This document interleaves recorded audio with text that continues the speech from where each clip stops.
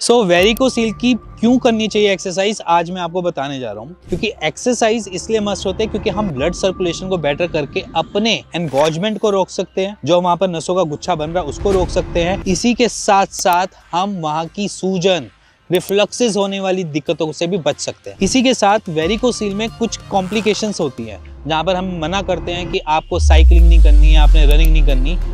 उनसे भी आप बचे रह सकते हो क्योंकि कुछ स्ट्रेचिंग एक्सरसाइजेस आज मैंने आपको इसी वीडियो में बताने जा रहा हूं, जिससे आप अपनी बॉडी को स्ट्रेच भी फील करा सकते हो। इसी के साथ साथ अपनी कॉम्प्लिकेशंस, वेरिकोसील की कॉम्प्लिकेशंस को भी हटा सकते हो और अपनी फर्टिलिटी भी बूस्ट कर सकते हो। और सिर्फ ये एक्सरसाइज के साथ आप अपनी वेरिकोसील को हील भी कर सकते हो। वेरिकोसील की फर्स्ट एक्सरसाइज है लेग रेस, जो मैं हमेशा हर पेशेंट को बोलता हूँ ये करनी मैंडेटरी है भाई। अगर आपको वेरिकोसील का पेन भी हो रहा है वो भी रिलैक्स कर देती है। वॉल का सपोर्ट लेना है यहाँ पर आपने, अगर वॉल का सपोर्ट नहीं मिला तो कहीं पे भी पार्क पे मिले जगह तो ऐसे कर लेना आप, और थोड़ा सा रेस करके रखना अपनी कमर को ऊपर की तरफ।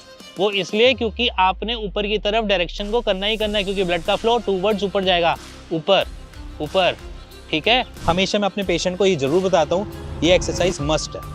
इसलिए बताता हूँ क्योंकि इससे आपके ब्लड का फ्लो बेटर होता है और वहाँ पर कोई भी रिफ्लक्स बन रहे हैं वेन्स के अंदर वो खत्म हो जाते हैं इसी एक्सरसाइज से। अब इसी के साथ इसी का एक एडजॉइनिंग एक्सरसाइज है जिसे हम कहते हैं side leg raise exercise. Simple 1 2 1 2 1 2 1 2 10 times from this leg, right leg, और 10 times from left leg. Side leg raise इतनी हेल्पिंग एक्सरसाइजेज है जिससे आपके पेन के साथ साथ आपके रिफ्लक्सेस ओपन करने में भी हेल्प करती है।